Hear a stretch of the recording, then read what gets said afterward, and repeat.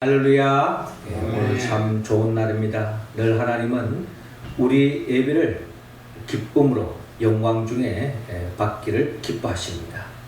우리 예배가 하나님께는 영광이요 우리 모두에게는 하나님이 예배해 놓으신 그 복으로 더없는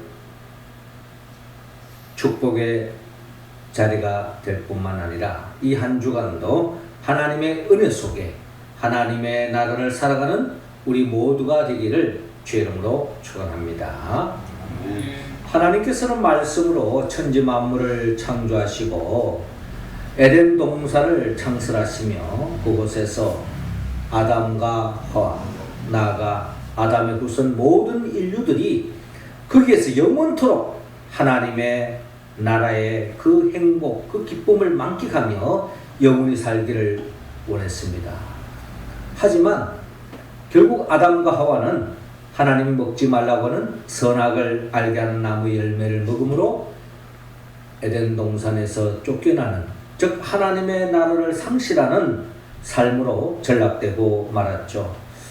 자, 그러한 우리들이지만 하나님께서 독생자 예수 그리스도를 보내주셔서 예수 그리스도를 믿는 자들이 다시 새하늘과 새 땅에 이루고 또 영생 복락할 수 있도록 우리에게 기회를 주시는 것은 하나님이 인간을 창조하신 목적, 하나님이 인간을 향한 갈망, 그것은 바로 모든 인간이 죽음으로부터 자유함을 받고 영원토록 행복한 하나님의 나라를 살아가는 것, 이게 바로 하나님 아버지의 뜻이요 갈망이라는 것입니다.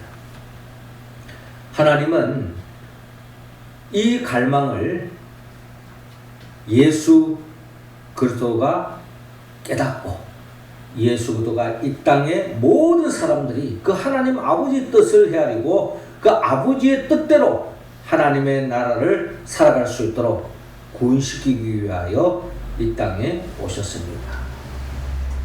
예수님께서 우리를 부르신 목적도 바로 여기 있습니다. 하나님 아버지의 뜻이 여기 있으니 우리도 그 역사에 동참하여서 많은 사람들을 하나님의 나라로 인도하게 하는 것, 그것이 바로 하나님 아버지의 뜻이다라는 것입니다. 하나님은 이 시간 우리 모두가 하나님 아버지의 그 뜻을 받들어 하나님 아버지의 그 갈망을 쫓아 많은 사람을 하나님의 나라로 인도하게 하기 위해서 우리는 그 역사에 동참하기 위해서 우리는 어떠한 삶을 살아야 할 것인가 하는 것을 오늘 본문을 통하여 우리가 헤아리고 그 삶을 통하여 하나님 아버지께 영광 돌리는 우리의 모습 되기를 원합니다. 먼저 주님은 오늘 본문 4절을 통하여서 초청하라고 말씀하고 있습니다. 자, 4절 우리 같이 한번 읽어볼까요? 시작. 다시 다른 종들을 보내며 이르되 청한 사람들에게 이르기를 내가 오찬을 준비하되 나의 소와 살찐 짐승을 잡고 모든 것을 갖추었으니 혼인잔치에 오소서 하라 하였더니. 아멘. 자, 오늘 성경 본문은 이렇게 시작하고 있습니다. 1절을 보니까 예수께서 다시 비유로 대답하여 이르시되, 예수님께서 많은 비유를 하고 계십니다. 예수님의 비유를 하신 목적은 하나님 아버지의 그 뜻을 많은 사람들이 헤아리지 못하고 깨닫지 못하고 있기 때문에 예수님께서 비유를 통해서 그 비유 속에 하나님 아버지의 뜻을 전달하기 위해서 비유로 말씀을 많이 하셨죠. 그 비유 속에 오늘 2절에 천국은 마치 자기 아들을 위하여 혼인잔치를 베푼 어떤 임금과 같으니라고 말씀하고 있습니다. 예수님은 이 천국에 대한 하나님의 나라의 비밀을 이야기하면서 그 하나님의 나라를 비유로 말씀하기를 자기 아들을 위하여 혼인잔치를 베푼 어떤 임금과 같다. 어떤 임금이 있는데 이 임금이 사랑하는 아들이 장성하여서 사랑하는 사람을 만나고 결국 결혼을 하게 되어졌다는 겁니다. 결혼을 하니 지금식으로 말하면 결혼식, 예전으로 말하면 혼인잔치를 벌여서 이 기쁨을 많은 사람들과 함께 공유하기 위해서 맛있는 음식도 만들고 풍악도 울리고 그래서 잔치를 벌이려고 하는 것입니다. 그래서 3절에 그 종들을 보내어 그 청한 사람들을 혼인잔치에 오라 하였더니 오기를 싫어하거든. 그래서 그 많은 사람들을 이제 초청하기 위해서 이 임금이 특별히 몇몇 사람들을 초청을 했다는 것입니다. 그래서 종들을 보내서 그 사람들이 와서 이 혼인잔치에 참여하도록 그렇게 초청장을 보냈습니다. 요즘 결혼식은 뭐 하루 하지만 이스라엘 전통적으로 보면 며칠간을 이 결혼식을 혼례식을 했는 것을 볼 때에 시간적으로 먼저 이 임금이 나름대로 생각하는 중요한 사람들을 불러서 혼인 초청했다는 것입니다. 그런데 예상치 못하는 일이 전개됩니다. 3절에 보니까 오기를 싫어하거든. 초청했는데 많은 사람들이 그 초청에 응하지 않고 오기를 싫어했다라는 것입니다. 그래서 이 임금이 다시 다른 종들을 보내며 이르되 청한 사람들에게 이르기를 내가 오찬을 준비하되 나의 소와 살찐 짐승을 잡고 모든 것을 갖추었으니 혼인잔치에 오소서 하라 하였더니. 그래서 이 임금이 다시 종들을 불러서 그 청한 사람들에게 다시 소식을 전했다는 것입니다. 지금 우리 임금님께서 소도 잡고 또 살찐 짐승도 잡고 엄청나게 맛있는 음식을 준비했습니다. 그러니 빨리 이 혼인잔치에 오라고 혹시 연락을 했는데 또 나름대로 깜빡하고 못 올 수도 있으니까 한 사람도 더 많은 사람들을 부르기 위해서 종을 다시 시켰다는 것입니다. 그렇습니다. 임금이 아들을 위해서 혼인잔치를 벌였는데 우리가 일반적으로 우리가 한 가정에도 아들이 있다면 그 아들이 장성해서 결혼한다면은 나름대로 온 가족이 거기다 심려를 쏟고 그 기쁨을 많은 사람과 나누기 위해서 잔치를 벌리는 것은 당연하다는 겁니다. 그러나 그것을 그 잔치의 기쁨의 자리에 많은 사람들을 초청하지 않는다면 결국 또한 그 기쁨을 나눌 수 없기 때문에 초청 먼저 하는 것이 참 중요하다. 뭐 요즘 우리 식으로 말하면 청첩장을 보낸다든지 또 이메일로 보내고 또 카톡을 보내서 소식을 이렇게 전하는 방법이 있습니다만 그때 당시에는 일일이 사람들을 보내가지고 종들을 보내서 초청하게 했다. 그렇습니다. 아무리 좋은 잔치가 벌려졌다 해도 이 잔치 소식을 모른다면 이 혼인잔치에 맛있는 음식, 이 기쁨의 자리에 참여할 수 없다는 겁니다. 그래서 중요한 것은 임금이 종에게 초청하라고 사람을 보내는 것처럼 하나님은 우리를 초청하는 그 사역을 감당하기를 주님은 원하고 있다.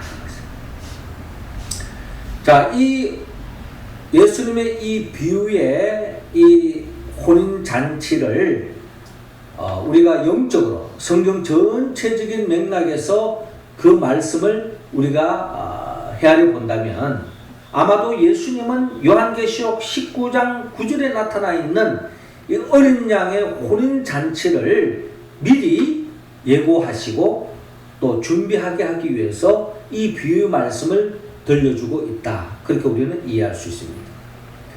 예수님이 이렇게 재림하여 오실 때에 예수님이 신랑이 되고 모든 교회가 신부가 되어져서 혼인잔치가 이루어집니다. 이게 이제 요한계시록에 나타나 있는 앞으로 다가올 미래 속에 이어지는 이야기들인데 이 교회에 참여한 예수를 믿는 사람들은 이 혼인잔치가 예수님이 재림하는 그날이 축제의 자리입니다. 그러나 예수를 믿지 않고 예수를 영접하지 않고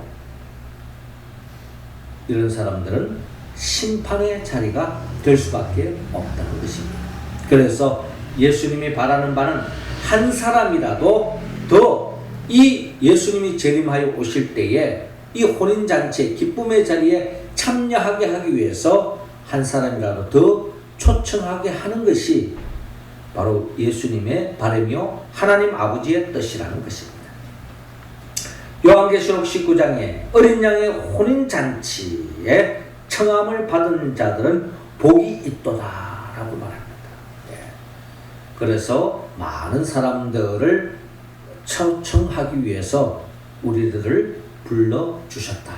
그래서 우리 또한 그 하나님 아버지의 뜻을 깨달았다면 우리 주위에 아직도 그 혼인잔치, 영적 이 혼인잔치의 의미를 모르는 사람들, 세상 재미에 빠져있는 사람들에게 예수들을 전가하고 그들도 이 혼인잔치의 기쁨의 자리에 참여할 수 있도록 전도하는 것, 이게 바로 우리가 가져야 할 사명이요 또 우리에게 맡겨주신 하나님의 뜻이라는 것입니다.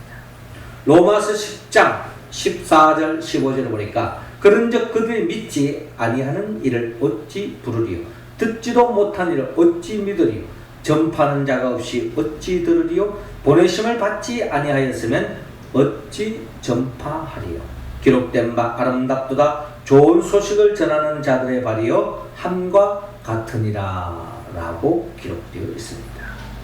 좋은 소식, 이 혼인잔치를 참여할 수 있도록 많은 사람들에게 주님의 심판의 날, 재림의 날이 있다는 것을 기억하고 이 혼인잔치의 소식을 전하는 것, 복음을 전하는 것이 바로 우리에게 주어진 사명이다 하는 것을 주님은 깨닫기를 원합니다. 그래서 사도 바울은 사도행전 20장 24절에 내가 달려갈 길과 주 예수께 받은 사명 곧 하나님의 은혜의 복음을 증언하는 일을 마치려 하면은 나의 생명조차 조금도 귀한 것으로 여기지 아니하노라 라고 말하면서 사도 바울은 이 복음 전파에 목숨 걸고 복음 전파에 힘썼다는 것입니다.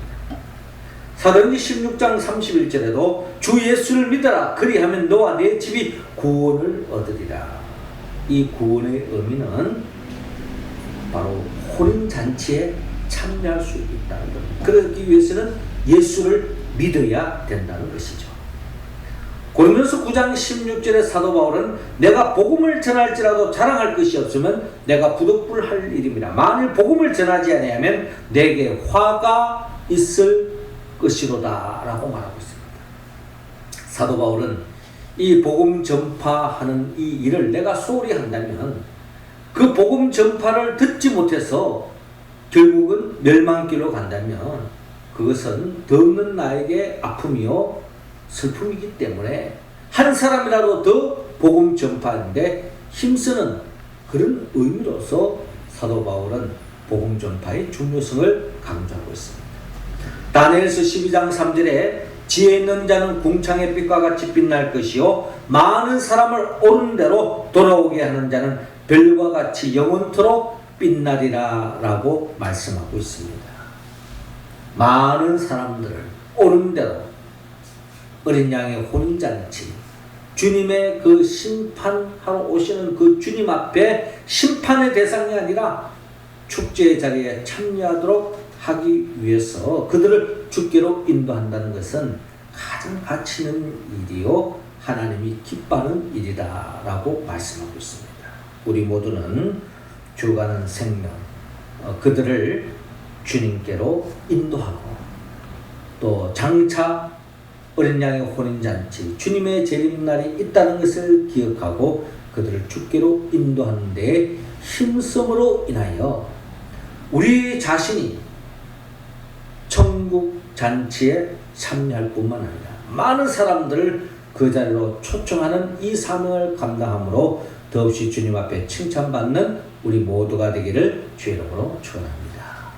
이어 두 번째로 이 천국 잔치에 참여하기 위해서는 오늘 보면 5절을 통하여 응답해야 한다고 말씀합니다. 5절 같이 읽습니다. 시작. 그들이 돌아보지도 않고 한 사람은 자기 밭으로 한 사람은 자기 사업하러 가고. 아멘. 자, 5절에 그들이 돌아보지도 않고 한 사람은 자기 밭으로 한 사람은 자기 사업하러 가고. 자, 혼인잔치가 벌어져서 초청을 했는데 그들의 반응은 역시 냉담합니다. 그들이 돌아보지도 않고 관심이 없다는 거예요. 관심이 없고 한 사람은 자기 밭으로, 자기 밭에 일하는 게 더 소중하다고 여겨지는 것입니다. 그리고 한 사람은 자기 사업하러 갔다는 겁니다. 그러니까 어떤 사람은 자기 일에 바쁘고 또 자기 사업하러 바쁘기 때문에 그 혼인잔치가 뭐 아무리 맛있는 거 해놨다 할지라도 나는 별 관계없다고 참여하지 않는다는 것입니다. 어떻게 본다면 개인적인 자기 취향이 있기 때문에 그럴 수도 있지 않아요?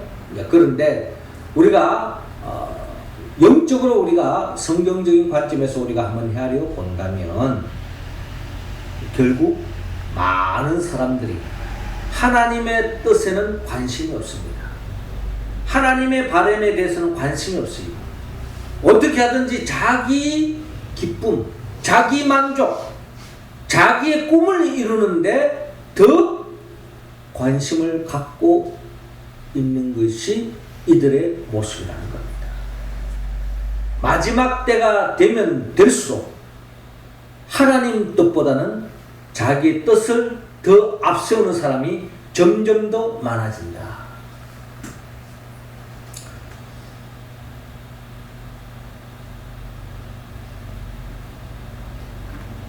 영적으로 우리가 생각해 본다면 마귀의 미혹에 빠진 사람들은 결국에는 하나님의 관심이 없습니다. 노아 때도 마찬가지죠. 노아와 그의 가족은 온전히 하나님 아버지의 뜻에 관심을 가지고 거기에 집중했습니다. 그러나 세상 사람들은 다 세상 재미 자기 일에 바빠 있는 거예요. 그러니 뭐 심판이고 뭐고 거기에 대해서 관심이 없습니다. 자기 재미, 자기 생각, 자기 뜻을 이루기 위해서 달려가고 있는 것입니다. 자, 여기까지는 우리가 충분히 이해할 수 있는데 6절에 보면요, 황당한 일이 또 전개됩니다. 그 남은 자들은 종들을 잡아 모욕하고 죽이니. 이 종들 누구입니까? 임금으로부터 사명을 받아서 이 혼인잔치, 이 즐거움의 자리, 이 기쁨의 자리에 초청하기 위해서 심부름하고 있는 이 종들, 어떻게 본다면 하나님의 종이요, 하나님 나라의 일꾼이요, 궁극적으로 말한다면 예수님과 다름이 없습니다. 예수님 또한 이들을 천국의 잔치에 인도하기 위해서 예수님이 이 땅에 오셨는데 많은 사람들이 예수님을 어떻게 됐습니까? 결국 예수님을 핍박하고 모욕을 주고 조롱하고 마지막 십자가에 못 박혀 죽인 것이 바로 그 당시 사람들의 모습 아닙니까? 예수님을 이 정도로 했으니 뭐 예수님의 제자들도 말할 것도 없죠. 그 이후로 많은 주의 종들, 선교사들, 복음을 전파하는 사람들 가운데도 어떨 때는 시대 상황에 따라 모욕을 당하고 심지어 죽음을 당하는, 순교를 당하는 일들이 기독교 역사 속에 허다했다는 겁니다. 그런 현상을 오늘 6절에 그대로 밝히고 있습니다. 그 남은 자들은 종들을 잡아 모욕하고 죽였다라는 것입니다. 죽였다. 사실 이런 역사는요, 사도 바울도 이런 일에 바울이 되기 전에, 사도가 되기 전에 사울이, 즉 바울 이전에 사울이 예수 믿는 사람들을 핍박하고 심지어 스데반 집사를 돌에 맞아 죽도록 선동한 사람 누굽니까? 사도 바울 아닙니까? 사도가 되기 전에 사울의 모습이었던 거죠. 이처럼 많은 사람들이 결국에는 하나님의 뜻에는 관심도 없고 하나님의 뜻을 전달하는 사람들을 핍박하고 모욕하고 심지어 죽이는 일까지 서슴지 않았다.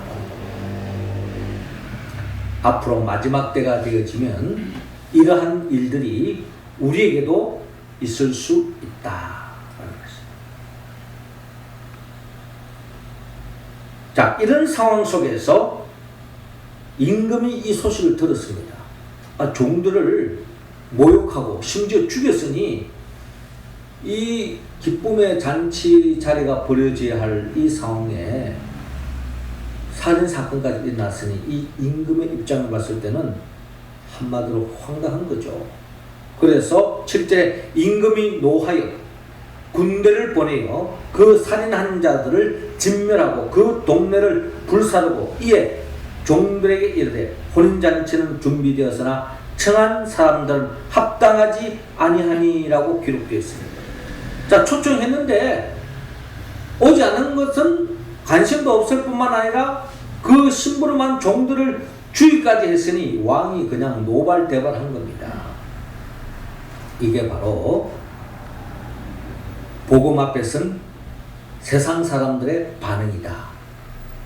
마귀의 미혹에 빠진 사람들의 반응이요 현상이다. 마지막 시대 속에 나타나는 현상이다. 이렇게 우리는 이야기할 수 있는 것입니다. 청한 사람은 합당하지 아니했다. 자, 이러한 사건은 요한계시록 19장에 장차 일어날 일들이 요한계시록에 요한이 보고 기록한 바가 있습니다. 요한계시록 19장 17을 보니까 또 내가 보니 한 천사가 태양 안에 서서 공중에 나는 모든 새를 향하여 큰 음성으로 외쳐 이르되 와서 하나님의 큰 잔치에 모여 왕들의 살과 장군들의 살과 장사들의 살과 말들과 그것을 탄 자들의 살과 자유인들이나 종들이나 작은 자나 큰 자나 모든 자의 살을 먹으라 하더라. 또 내가 봄에 큰 짐승과 그 짐승과 땅의 임금들과 그들의 군대들이 모여 그 말 탄 자와 그의 군대와 더불어 전쟁을 일으키다가 짐승이 잡히고 그 앞에 대표적을 행하던 거짓 선지자도 함께 잡혔으니 이는 짐승의 표를 받고 그의 우상에게 경배하던 자들을 표적으로 미혹하던 자라. 이 둘이 산채로 유황불 붙는 못에 던져지고 그 나머지는 말 탄 자의 입으로부터 나오는 금의 죽음에 모든 새가 그들의 살로 배불리 먹더라. 배불리더라 라고 기록되어 있습니다. 자, 이 말씀은 주님이 재림하여 오실 때 주님을 영접하지 않고 주님을 대적하고 적그리스도적인 입장에 섰던 많은 사람들, 그 사람이 왕이 되든 또 어떤 사람이든 그 사람들은 결국 심판의 대상이 될 수밖에 없다는 것을 성경은 예고하고 있습니다. 결국 영원한 불행으로 나갈 수밖에 없는 거죠. 주님은 이런 사람들이 없기를 원하고 있습니다. 우리가 그 혼인잔치에 참여할 수 있는 방법은 간단합니다. 요한복음 3장 16절에 하나님이 세상을 이처럼 사랑하사 독생자를 주었으니 이는 그를 믿는 자마다 멸망하지 않고 영생을 얻게 하려 하십니다. 예수만 믿기만 하면 영생, 어린 양의 혼인잔치에 참여하여서 영생 구원을 받을 수 있다는 것입니다. 요한복음 1장 12절에 영접하는 자 곧 그 이름을 믿는 자들에게는 하나님의 자녀가 되는 권세를 주셨다고 말했습니다. 예수만 영접하기만 하면 우리는 주님으로부터 심판의 대상이 아니라 하나님의 자녀요 구원받은 백성으로 영생 복락에 참여할 수 있다. 요한계시록 3장 20절에 볼지어다 내가 문 밖에 서서 두드리노니 누구든지 내 음성을 듣고 문을 열면 내가 그에게로 들어가 그와 더불어 먹고 그는 나와 더불어 먹으리라 라고 말합니다. 간단합니다. 예수님만 영접하고 예수님을 내 마음의 주인으로 모시고 주님의 통치함을 따르면 우리는 영원히 하나님의 나라를 이 땅에서 맛볼 뿐만 아니라 죽었어도 천국에서 영생 복락의 길로 나아갈 수 있다고 성경은 말씀하고 있습니다. 그리고 본다면 우리가 교회에 나오고 예수를 믿는다고 하는 것은요, 오늘 이 5절 6절에 나타나 있는 한 사람은 자기 밭으로 한 사람은 자기 사업하러 가고 그 남은 자는 종들을 잡아 모욕하고 죽이는 이런 분류가 아니라 예수 그리스도를 믿고 예수 그리스도의 복음을 전파하는 자리에 서 있다고 하는 것은 우리는 다 이미 복받은 줄로 여러분 믿으시기 바랍니다. 더 나아가 주님은 오늘 본문 12절을 통하여 착복하라 라고 말씀합니다. 12절 우리 같이 한번 읽습니다. 시작. 이르되 친구여 어찌하여 예복을 입지 않고 여기 들어왔느냐 하니 그가 아무 말도 못하거늘. 자, 오늘 본문 9절을 보니까 내 거리 길에 가서 사람을 만나는 대로 혼인잔치에 청하여 오라 한대. 초청한 사람들의 반응이 다 그러니까 이제 임금이 종들에게 길거리에 나가서 만나는 대로 혼인잔치에 다 초청하라는 겁니다. 마치 예수님이 이 땅에 오기 전에 많은 선지자를 통해서 이스라엘 백성들을 중심으로 해서 초청을 했습니다. 하나님 나라로. 그러나 결국 그들은 하나님 나라를 차버리고 말하는 거죠. 그래서 예수님 오신 그 이후로부터 누구든지 유대인뿐만 아니라 모든 사람들의 구원의 길을 열어주셨다는 겁니다. 10절을 보니까 종들의 길에 나가 악한 자나 선한 자나 만나는 대로 모두 데려오니 혼인잔치에 손님이 가득한지라. 여러분, 이 종들이 이제 초청한 사람만 부르는 것이 아니라 길가에 나가서 뭐 어떤 사람은 누구든지 다 혼인잔치에 오라고 초청을 하는 겁니다. 아까는 초청자가 정해져 있었는데 이제는 누구든지 가릴 것 없이 뭐 그 사람이 악한 자든 선한 자든 뭐 부자든 가난한 자든 이런 거 가릴 것 없이 누구나 다 오라는 거예요. 누구나 다. 아닌 게 아니라 많은 사람들이 모였습니다. 그런데 13절에 임금이 사원들에게 말하되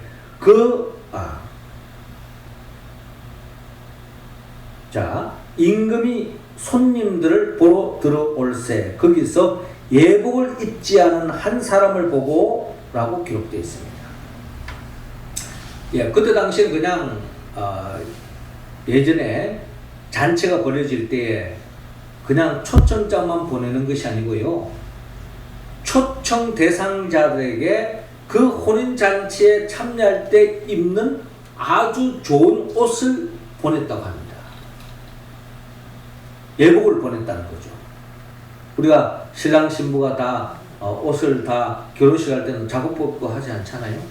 그와 마찬가지로 손님들에게도 옷을 미리 맞춰가지고 보내줬다는 겁니다. 그래서 그 예식에 참여하는 사람들은 그 옷을, 이쁜 옷을, 새 옷을 입고 참여해야 되는 것이 또 하나의 전통적인 분위기였는데, 자, 그런 속에서 손님들이 다 초청받고 사람이 왔어요. 그 옷을 입고 들어와야 되는데, 한 사람이 예복을 입지 않고 있다는 겁니다. 그래서 12절에 친구여 어찌하여 예복을 입지 않고 여기 들어왔느냐 라고 말합니다. 하니 그가 아무 말도 못하거늘. 그러니까 이 아까 초청했는데 오지 않은 사람에 비해서 온 사람은 참 그것도 기특한데, 그런데 이 임금이 원하는 바는 이 잔치에는 반드시 예복을 입어야 한다라는 겁니다. 이 말의 의미는 그러면서 그 말의 의미는 좀 심각한 겁니다. 13절에 보니까 임금이 사원들에게 말하되 그 손발을 묶어 바깥 어두운 데에 내던지라. 거기서 슬피 울며 이를 갈게 드리라 라고 말합니다. 그러니까 예복을 입지 않았다고 아마 쫓아냈다라는 겁니다. 그러면서 말씀하시기를 청함을 받은 자는 많되 택함을 입은 자는 적으니라 라고 말씀합니다. 하나님은 모든 사람들을 하나님의 나라를 누릴 수 있도록 혼인잔치에 초청했다는 겁니다. 그런데 택함을 받은 자는 적다라고 말합니다. 그러니까 혼인잔치에 모든 사람들이 문이 열려져 있지만 그럼에도 불구하고 결국 그 혼인잔치에 참여하기 위해서는 중요한 조건이 하나 있는데, 그것은 바로 왔더라도 예복을 입어야 한다. 예복을 입어야 한다. 주님이 왜 이런 말씀을 하셨을까요? 이 예복의 의미는 요한계시록 19장 8절을 보니까 그에게 빛나고 깨끗한 세마포 옷을 입도록 허락하셨으니 이 세마포 옷은 성도들의 옳은 행실이로다 하더라 라고 기록되어 있습니다. 한마디로 이 세마포 옷, 빛나고 깨끗한 세마포 옷을 입은 자만이 이 혼인잔치에 참여할 수 있다는 겁니다. 이 빛나고 깨끗한 세마포 옷이라는 것은 영적 의미로 우리가 또한 생각해 볼 때에 우리가 하나님 앞에 의롭다함을 받아야 된다는 거예요. 그럼 성경이 말하는 하나님 앞에 의롭다함을 받은 사람은 어떤 사람인가? 한 번도 죄 짓지 않은 사람인가? 그렇지 않습니다. 성경이 말하는 의롭다함을 받은 사람은 한 번도 죄 짓지 않은 사람이 아니에요. 또 많은 죄를 지었다 할지라도 예수 그리스도를 믿기만 하면 하나님 앞에 의롭다함을 칭함을 받을 수 있다라고 성경은 말씀하고 있습니다. 그래서 우리가 혼인잔치에 참여할 수 있는 것은 우리는 한 번도 죄를 짓지 않았기 때문에, 또 그동안 우리는 늘 선한 일만 했기 때문에 혼인잔치에 참여함을 받는 것이 아니라 예수 그리스도를 믿음으로 의롭다함을 입었기 때문에 우리는 천국잔치에 참여할 수 있게 되었다. 요한계시록 4장 12절에 다른 이로서는 구원을 받을 수 없나니 천하 사람 중에 구원을 받을 만한 다른 이름을 우리에게 주신 일이 없음이라 하였더라 라고 말합니다. 예수 그리스도만이 우리가 하나님의 나라에 들어갈 수 있는 유일한 길이다 라고 사도행전 4장 12절은 말씀하고 있습니다. 그러니까 주님이 우리에게 원하는 조건은 얼마나 착한 행실을 많이 했느냐, 얼마나 어렵게 살았느냐, 얼마나 죄를 짓지 않느냐, 이걸 논하기 이전에 주님이 가장 관심을 갖는 것은 예수를 믿었느냐, 예수를 믿느냐, 예수를 믿고 있느냐, 이게 더 중요하다. 에베소서 2장 8절 9절에 너희는 그 은혜에 의하여 믿음으로 말미암아 구원을 받았으니 이것은 너희에게서 난 것이 아니요 하나님의 선물이라. 행위에서 난 것이 아니니 이는 누구든지 자랑하지 못하게 함이라. 예수를 믿기만 하면 우리는 천국에 들어갈 수 있다. 왜 예수님이 이런 말씀을 강조했느냐? 결국에는 많은 유대인들이 하나님을 믿는다고 하면서도 예수를 믿지 않는 사람들이 얼마나 많았습니까? 지금 바리새인과 서기관들, 대제사장들, 이런 사람들은 결국에는 예수를 영접하지 않았잖아요. 그런 사람들은 너희들이 천국 가기를 희망한다 할지라도 결코 갈 수 없다라는 것을 지금 말씀하고 있는 것입니다. 사랑하는 성도 여러분, 하나님은 모든 사람들이 잃어버린 한나를 되찾고 영생 복락하는 그 기쁨을 맛보는 천국 잔치에 참여하기를 원합니다.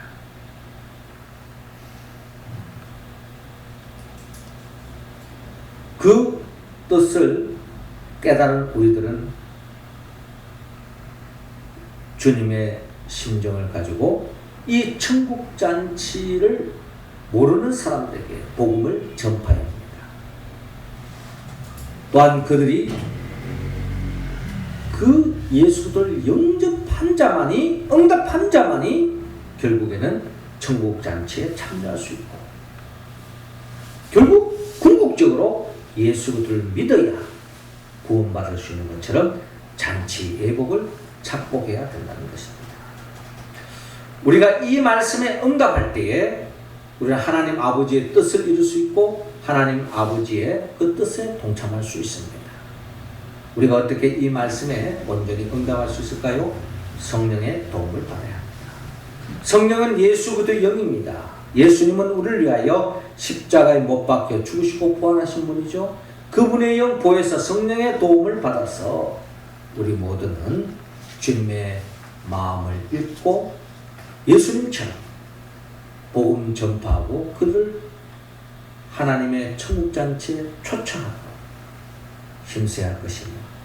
우리가 응답받았듯이 그들 또한 응답받을 수 있도록 기도하며 나아가 더 나아가 우리 모두가 궁극적으로 예수 그들을 믿어야만이 구원받는다고 하는 이 진리를 놓치지 말고 전파하여서 결국 한 사람이라도 더 하나님 아버지의 뜻에 부합하여 천국잔치에 참여하는 역사가 우리를 통해서 일어날 수 있기를 주의 이름으로 축원합니다. 기도하겠습니다.